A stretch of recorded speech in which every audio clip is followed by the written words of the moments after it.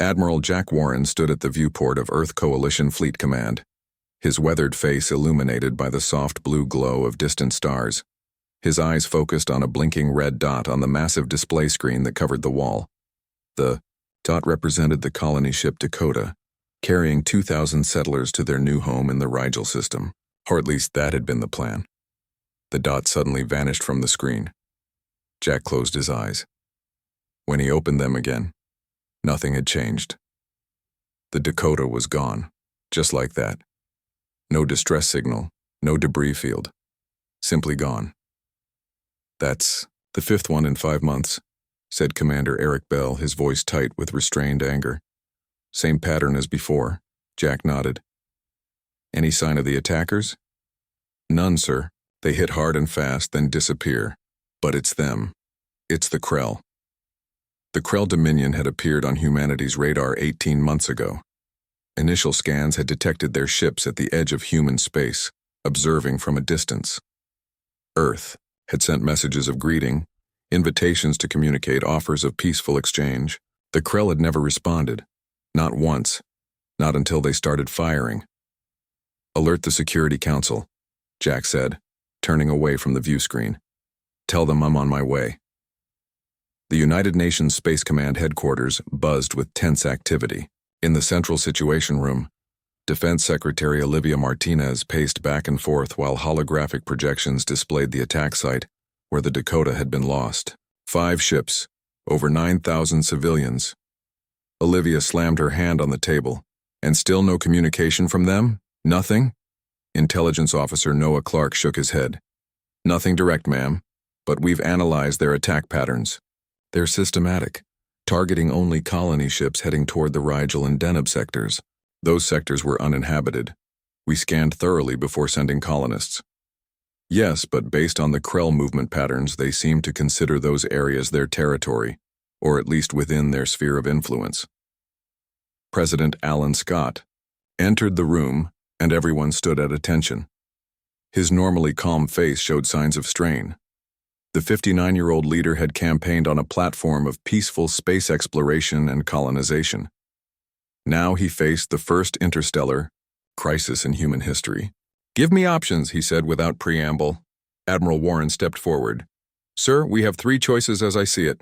1, we pull back all colonization efforts and essentially surrender those sectors to the Krell without a fight." The president's expression darkened. "Not acceptable." "Next. 2, we continue as we are, sending unprotected colony ships that keep getting destroyed, costing more innocent lives. Also not acceptable. 3. Jack hesitated. "We reveal what we're truly capable of." The room fell silent. Everyone present understood what that meant. For over 50 years, Earth had maintained a careful deception. While publicly showcasing modest technological advances in space travel, weapon systems, and energy production, the most advanced developments had been kept hidden from the world and from any watching eyes among the stars. It had begun as a precaution after the first faster-than-light drive was developed. Military and political leaders had agreed. Humanity's history was full of stronger civilizations destroying weaker ones. If intelligent alien life existed, it might follow the same pattern, better to appear less advanced than they truly were. A hidden arsenal, a mask of civility concealing teeth. President Scott walked to the window overlooking Washington, D.C. "We've maintained this facade for half a century, hoping that when we met other intelligent life, it would be peaceful, that we wouldn't need our hidden strengths." He turned back to face the room. "What do you recommend, Admiral?" "One final diplomatic attempt. Send a ship to the edge of what we believe is Krell space. Make our case directly. And if that fails," Jack's voice turned hard, "we show them that attacking Earth was the worst mistake they could have made." At Lunar Base Alpha, scientist Abby Patterson rubbed her tired eyes as she studied the data streams on her monitor. For months, she had been trying to decode Krell communications, the encrypted signals they sent among their ships. If she could understand their language, perhaps she could prevent more bloodshed. Her assistant, Ben Lloyd, brought her a steaming cup of coffee. "Any progress?" Abby shook her head. Their communication patterns are unlike anything I've seen. It's not just a different language, it's a different way of thinking. She took a sip of coffee. But I'm starting to see patterns. I think they communicate not just with words, but with mathematical formulas embedded in the signals.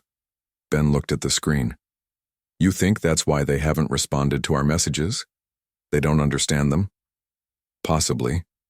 Or they understand perfectly and just don't care. Abby pulled up a new file. I've designed a new message format based on what I've learned. It combines our words with mathematical expressions that might make sense to them. Her computer terminal beeped with an incoming priority message. Abby opened it and scanned the contents. What is it? Ben asked, noting her expression. They're sending the Defiance to Krell space. Captain Peter Mason will deliver our final attempt at communication.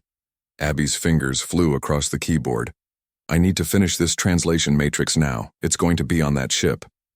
Captain Peter Mason walked through the corridors of the Starship Defiance, Earth's newest and most advanced vessel, at least the most advanced one that was publicly known.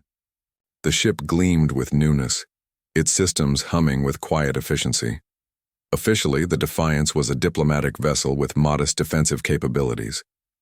Unofficially, it carried weapons that could reduce a small moon to rubble. Peter entered the bridge, where his crew waited at their stations. First Officer Heather Jones stood as he arrived. Status report, Peter said, settling into the captain's chair. All systems operational, Captain. We're ready to depart on your command, Heather replied. Communications Officer Diane Foster turned from her station. Sir, we've received the final communication package from Lunar Base Alpha. Dr. Patterson says it's our best chance at making the Krell understand our message. And if they don't understand or don't care? Asked Security Chief Greg Taylor. Peter's expression hardened. He had served in Earth Space Forces for 20 years. He had seen the Mars uprising, when desperate colonists had turned mining equipment into weapons. He knew what humans could do when pushed too far. If they don't understand, Peter said quietly, we have authorization to make them understand. He activated the ship-wide communication system. All hands, this is the captain. We are about to embark on the most important mission in human history. Our job is simple. Deliver a message to the Krell Dominion. That message is equally simple. Cease attacking Earth ships, or we cease pretending to be civilized. Peter looked around at his crew, at the men and women who might soon be fighting. The first interstellar war in human history. The Defiance will depart in 30 minutes, may God help us all. The elevator descended deep beneath the Pacific Ocean floor, carrying Director Samantha Wright and the 12 delegates from Earth's most powerful nations. Nobody spoke during the journey downward. The digital counter on the wall showed they had passed 3 miles below the ocean floor, yet the elevator continued its smooth descent. Finally, the doors opened to reveal a vast underground complex carved from solid rock. Project Prometheus, Earth's most classified military installation. Welcome to humanity's insurance policy, Samantha said, leading the group into a large observation room overlooking an enormous hangar bay. Below them, workers in white lab coats moved between rows of strange devices that pulsed with blue-white. Energy? What are we looking at? Asked the French delegate, her eyes wide. Dark energy converters, Samantha replied. While the public believes we're still struggling with fusion power, we've actually moved well beyond it. These devices can extract energy directly from the fabric of space-time itself. The Chinese delegate frowned. Why keep this secret from your own people? Same reason we've kept it from the stars, Samantha said. Humanity has a pattern. New technology becomes a weapon, becomes a war. We broke that pattern 50 years ago when we found the first faster-than-light particles. The World Security Council decided some advances were too dangerous to announce, until humanity was mature enough to handle them. She led them through a series of chambers, each revealing technologies that contradicted humanity's public image as a moderately advanced, still developing species. Matter manipulation. Gravity, control, dimensional phasing. Samantha pointed to each section as they passed. While we publicly demonstrate our basic warp drives, We've actually developed technology that can fold space itself, allowing instantaneous travel across vast distances. The Russian delegate stopped walking. You're telling us Earth can win this conflict with the Krell? Samantha's expression turned grim. I'm telling you Earth can obliterate the Krell, along with anyone else who threatens us. But that's not who we want to be. That's not who we've been working to become. In orbit around Jupiter, Commander Ryan Kelly floated in zero gravity, watching, through the observation window, as hundreds of sleek black vessels emerged from hiding in the gas giant's turbulent atmosphere. For decades, these ships had remained concealed, running silent, their existence known only to a select few. Each vessel bristled with weapons more advanced than anything officially acknowledged by Earth governments. Ships that could tear holes, in reality. Cannons that could destabilize stars.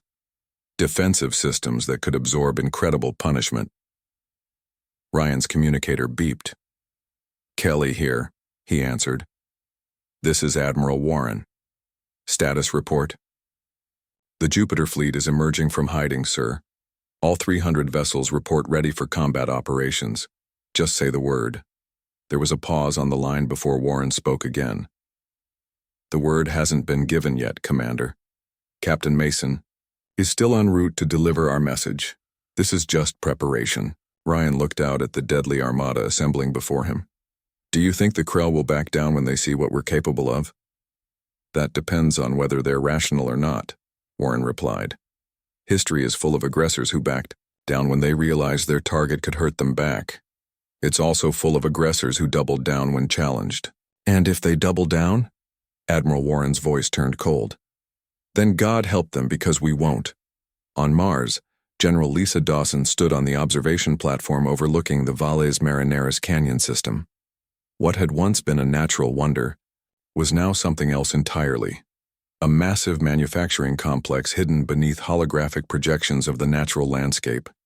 Beneath the false image of barren canyons, thousands of automated factories had awakened from dormancy. These facilities had been built in secret during the initial Mars colonization, disguised as mining operations. Now they revealed their true purpose, as assembly lines began producing combat drones at an exponential rate.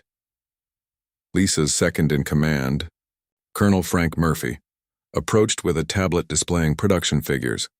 At current rates, we'll have 50,000 combat units ready within 72 hours, he reported. The nanoforge factories are operating at full capacity. Lisa nodded. Humanity learned long ago that appearing weak while being strong was preferable to appearing strong while being weak. The Krell have no idea what they've awakened. She watched as the first wave of completed drones rose from hidden bay doors, their sleek forms catching the pale Martian sunlight. Each one contained artificial intelligence systems capable of making complex combat decisions. Each one could dismantle an enemy vessel many times its size. Do you think we'll need all this? Frank asked quietly. Lisa didn't answer immediately. After 28 years in Earth's defense forces, she had learned to hope for peace while preparing thoroughly for war. I hope not, she finally said. But if the Krell reject our final offer, they'll discover why humans explored space not as conquerors but as neighbors. Not because we couldn't conquer, but because we chose not to. On the Defiance, Captain Peter Mason studied the classified files that had just been transmitted from Earth Command. The vessel was 3 days into its journey, traversing the void, between stars using its publicly known warp drive. Soon they would activate the ship's true propulsion system and arrive at the edge of Krell space. The files detailed Earth's full military capabilities, information so secret that even Peter, as a starship captain, had only known portions of it before now. His eyes widened as he absorbed the true extent of humanity's hidden arsenal. Heather Jones entered his ready room and waited silently until he looked up. You've read the files? Peter asked. She nodded, her expression troubled. All this time, all these resources just sitting hidden away while we played at being less advanced than we are. That was the point, Peter said. To avoid exactly this situation. If the Krell had known our true capabilities from the start, they might have attacked with everything they had instead of testing our defenses with smaller strikes. Heather sat down across from him. Do you think they'll believe us when we tell them what we're capable of, or will they think we're bluffing? Peter closed the files and leaned back in his chair. That's the question, isn't it? If they believe us, this ends peacefully. If they call our bluff, it's not a bluff, Heather said quietly. No, Peter agreed. It's not. His communication panel chimed. Captain, came Diane Foster's voice. We're approaching the coordinates for the dimensional jump. Engineering reports the phasing drive is ready. Peter exchanged a look with Heather. The moment had come to reveal the first of humanity's hidden technologies. Acknowledge, he said. Prepare for dimensional jump, it's time to deliver our message. The Defiance emerged from dimensional space in a flash of blue light. The normal stars reappeared on the view screen, but now a new celestial object dominated the view. A massive red giant star that local star charts had named Proxima Krell. This was the heart of Krell territory, or at least what Earth intelligence believed to be their home system. Captain Peter Mason stood from his command chair. Status report. All systems functioning normally after the jump, First Officer Heather Jones reported. Dimensional phasing. Drive cooling down as expected. Sensors are picking up multiple objects approaching our position, said Security Chief Greg Taylor. Krell vessels, Captain, 7 of them, moving into what appears to be an attack formation. Peter nodded calmly. He had expected this. Any communication from them? Communications Officer Diane Foster shook her head. Nothing, sir, just like before. Open a channel, Peter ordered. All frequencies, including the ones Dr. Patterson developed. Diane's fingers moved across her console. Channel open, sir. Peter took a deep breath. This was the moment everything had been building toward. His words might determine whether peace was possible, or if war was inevitable. This is Captain Peter, Mason of the Earth vessel Defiance. We come with a message from the United Governments of Earth. The unprovoked attacks on our colony ships must cease immediately. We have attempted peaceful communication 27 times. This is our final diplomatic effort. The bridge crew waited in tense silence. On the view screen, the Krell ships continued their approach. They're charging weapons, Greg reported. Peter nodded to Diane. Send the second part of the message. Diane transmitted the words that might change the course of interstellar history. Be advised that humanity has thus far chosen to appear less advanced than we are. Our peaceful overtures were genuine, but they have been mistaken for weakness. If diplomatic relations cannot be established within the next Earth Standard Hour, we will cease pretending to be a developing civilization and respond with our actual capabilities. The Krell vessels continued forward, their weapons hot, still, offering no response. They're not stopping, Heather said quietly. I didn't expect they would, Peter replied. Deploy the demonstration probe. Engineering Officer Sam Wilson activated a small probe that shot out from the Defiance toward the approaching Krell ships. The unassuming device looked like a standard, scientific instrument, the kind Earth had publicly used for decades. Probe deployed, Sam confirmed. Peter leaned forward in his chair. Activate it. Sam pressed a sequence of buttons on his console. Instantly, the small probe transformed. It expanded in size, unfolding into a complex mechanism that pulsed with energy. A wave of blue light shot out from the device, washing over the 2 smallest Krell vessels. Both ships immediately stopped moving. They hung in space, completely immobilized by the energy field. Stasis field activated and functioning properly, Sam reported. The 2 Krell ships are completely immobilized, but otherwise unharmed. Their crews should be fine. Open the channel again, Peter ordered. Diane nodded. Channel open. That is a fraction of what we can do, Peter said, his voice firm but not threatening. The effect is non-lethal, temporary, and the mildest demonstration we are authorized to provide. The choice is yours, communication or escalation. The 5 remaining Krell ships had stopped their approach.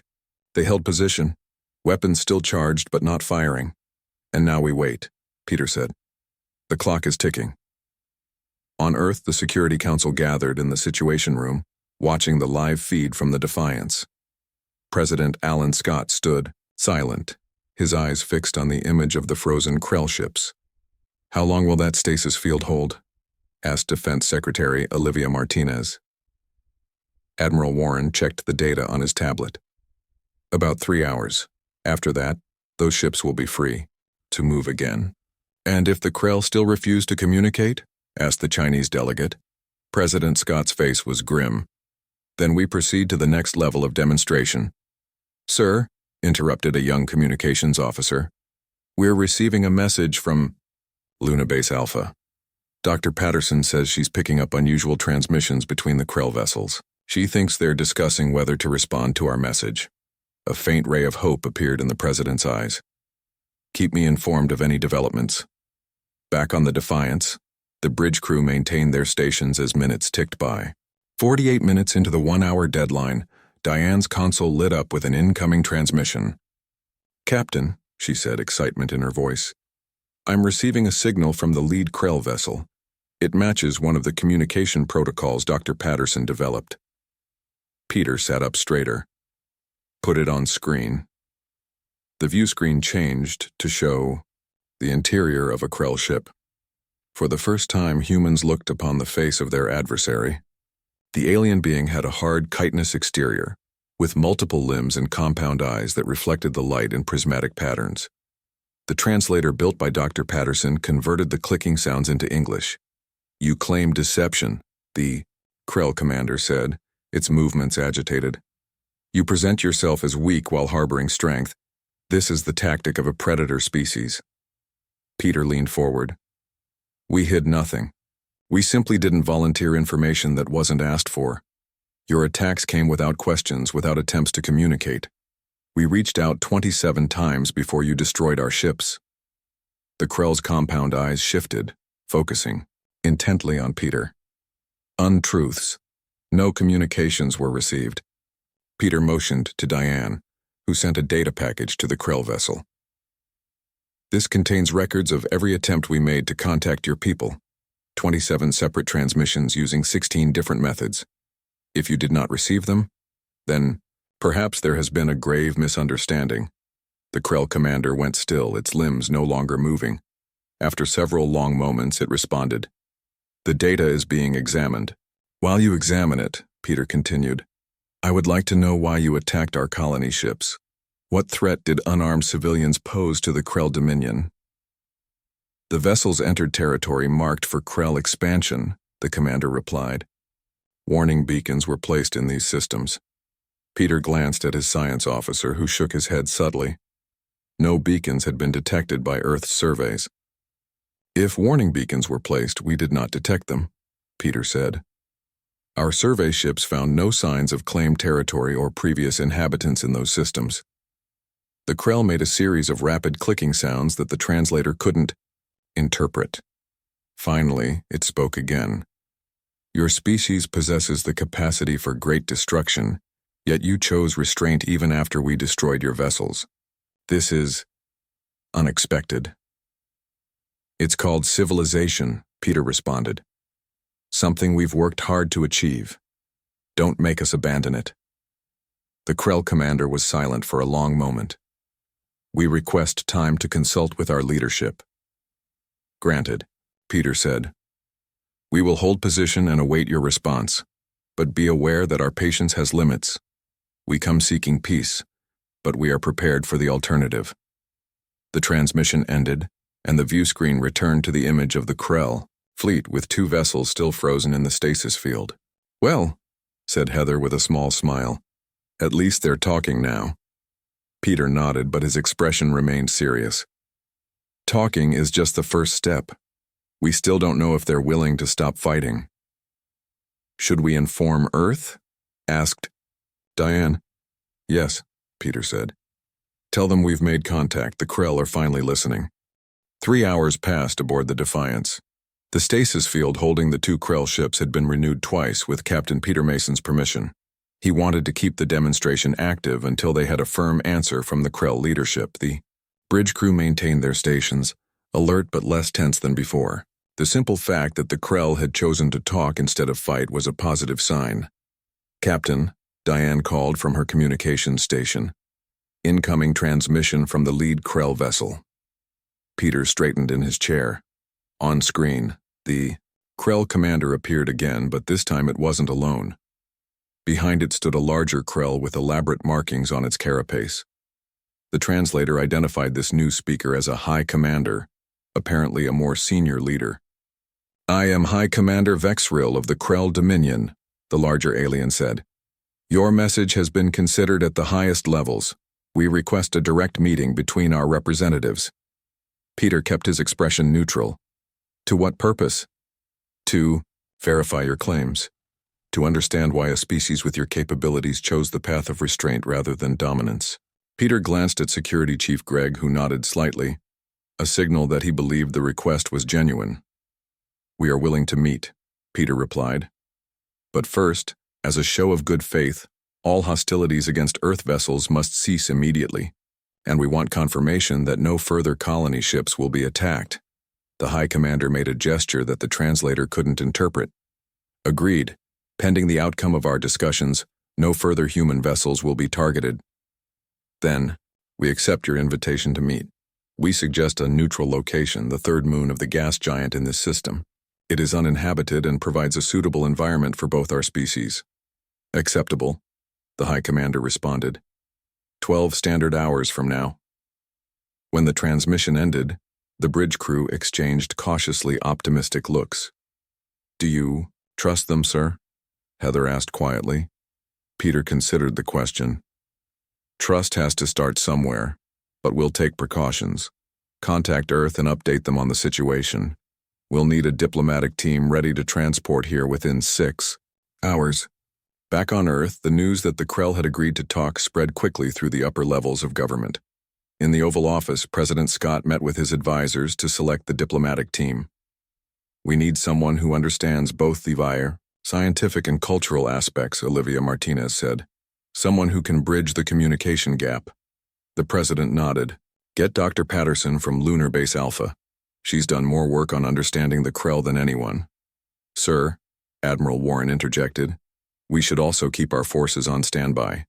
This could be a delaying tactic while they gather more ships." "Agreed," Scott said. "But we maintain our position of restraint unless they break faith. We've shown them a fraction of what we can do. Let's hope that's enough to make them choose diplomacy over war." On Lunar Base Alpha, Abby Patterson was packing her research materials when Ben Lloyd entered her lab. "I can't believe they're actually talking to us," he said, helping her gather her equipment. "Your translation matrix worked." Abby smiled briefly. "It was only part of the solution. Captain Mason's demonstration was what really got their attention." She paused, looking at her assistant seriously. "I'm going to need you to continue the work here while I'm gone. Keep refining the translator. There are still nuances it's missing." Ben nodded. "What do you think they want from this meeting?" "To understand us," Abby said, closing her bag. "The Krell seem to operate on different principles than humans. Their attacks might make perfect sense to them, even if they seem senseless to us. Or they might just be testing how tough we are before deciding whether to launch a full invasion." Abby shook her head. "I don't think so. From what I've gathered from their communications, they're hierarchical and territorial, but not needlessly aggressive. My guess is there's been a profound misunderstanding." A message pinged on her computer. "That's my transport," she said. "It's leaving in 20 minutes. I need to go." Ben helped her with her bags. "Good luck out there. The fate of 2 species might depend on this meeting." "No pressure," Abby said with a nervous laugh. 6 hours later on the Defiance, Captain Mason greeted the newly arrived diplomatic team. Dr. Abby Patterson was joined by Ambassador Karen Lee, a veteran diplomat with experience in first contact protocols, and Dr. Victor Patel, an exobiologist who specialized in non-human psychology. "Welcome aboard," Peter said, leading them to the conference room. "We've prepared all the information we have on the Krell for your review." "I understand you've established direct communication with them," Ambassador Lee said. "That's more progress than we've made in 18 months. Peter nodded. "Sometimes a show of force is necessary to get someone's attention, But now that we have it, we need to make the most of this opportunity. Dr. Patterson activated a holographic display showing the data collected on the Krell so far. Based on their language patterns and behavior, I believe the Krell operate on a principle of demonstrated strength. They respect power that is visible and proven, which would explain why they ignored our peaceful overtures, Ambassador Lee mused. They may have interpreted our restraint as weakness or deception. Exactly, Abby continued. In their culture, hiding one's true capabilities might be seen as dishonorable or threatening, the behavior of a predator stalking prey. Dr. Patel studied the images of the Krell ships. Their technology suggests a highly organized, hierarchical society. The designs are functional but also symbolic of status and position. Ambassador Lee turned to Captain Mason. What's your assessment of their sincerity in these talks? Peter considered the question carefully. They seemed genuinely surprised by our capabilities and our restraint in using them. I believe they're reassessing their understanding of humans as a species. That's our opening, Ambassador Lee said firmly. We need to show them that humans can be both powerful and peaceful, that our restraint comes from choice, not weakness. The meeting is in 5 hours, Peter said. I suggest we prepare a presentation that demonstrates human history. How? We learned from our mistakes and chose cooperation over conflict, when we could have chosen otherwise. Dr. Patterson nodded enthusiastically. I can adapt that to formats the Krell will understand best, based on their communication patterns. As the diplomatic team began their preparations, Peter received a message from Earth. He stepped aside to read it privately. The message was brief but significant. The Jupiter fleet had moved into position near the dimensional gate, ready to deploy to Krell space within minutes if needed. Earth was hoping for peace, but prepared for war. Peter closed the message and rejoined the others, his face revealing nothing of what he had just read. The next few hours would determine whether humanity would gain a new ally or face its first interstellar conflict. Let's get to work, he said. We have a lot to accomplish. Before the meeting, the third moon of the gas giant hung like a pale blue jewel against the blackness of space. Its atmosphere was thin but breathable for both humans and Krell. On its surface, a temporary structure had been erected, a simple, transparent dome, where the two species would meet face to face for the first time in peaceful circumstances. The human delegation arrived first. Captain Peter Mason led Ambassador Karen Lee, Dr. Abby Patterson, and Dr. Victor Patel to the meeting site. They wore lightweight environmental suits as a precaution, though scans had shown the atmosphere was safe. Nervous? Peter asked Dr. Patterson. As they waited, Abby smiled tightly. Terrified, but excited too. This is what I've worked for, understanding instead of conflict. A low humming sound filled the air as a Krell shuttle descended from the clouds. It landed gracefully 100 yards from the dome. The door opened, and 3 Krell emerged, the high commander they had spoken with, the ship commander from their earlier communication, and a third, smaller Krell with markings that suggested a scientific or advisory role. Remember, Ambassador Lee said quietly, no sudden movements. According to Dr. Patterson's research, the Krell interpret quick motions as potentially threatening. The two groups approached the dome from opposite sides. They entered through airlocks and stood facing each other across a simple table. The gravity inside the dome had been adjusted to a comfortable middle ground between Earth and Krell norms. I am Karen Lee, Ambassador of Earth, Ambassador Lee began, her voice calm and measured. We come seeking understanding and peace. The translator converted her words into the clicking sounds of Krell language. The High Commander responded, and the translator rendered its words into English. I am High Commander Vexril. We come seeking truth about your species and your intentions. The formalities completed, they sat down at the table. What followed was 4 hours of intense discussion. The humans explained Earth's history, how centuries of warfare had taught humanity the value of peace, how technological advancement had nearly destroyed their planet before they learned restraint. Our choice to appear less advanced than we are came from caution, not deception, Ambassador Lee explained. Human history taught us that when different cultures meet, the more technologically advanced often destroys the less advanced, even unintentionally. The scientific Krell leaned forward. Yet you developed weapons while maintaining this facade of limitation. This suggests preparation for aggression. Dr. Patterson responded, "We developed defenses because we didn't know who or what we might encounter among the stars, but we chose not to use them until we had no other choice. We tried to communicate with you 27 times before demonstrating our capabilities." The High Commander made a gesture that the translator interpreted as contemplative. "Our warning beacons should have been clear to your survey vessels, yet you claim no knowledge of them." Dr. Patel activated a holographic display showing the results of Earth surveys. "Our scans detected no artificial structures or signals in those systems before we sent colonists." The scientific Krell examined the data, then conferred with the High Commander in rapid clicks too complex for the translator to follow. Finally, it turned back to the humans. "Your scanning technology operates on different principles than ours. Our warning beacons emit signals on subspace frequencies your instruments would not detect without specific calibration." Understanding dawned on Abby's face. "That explains it. We weren't ignoring your territorial claims. We simply couldn't detect them." "A misunderstanding," Ambassador Lee said, "that has cost thousands of lives." The High Commander's compound eyes shifted in what might have been regret. "The Krell Dominion does not start conflicts without cause.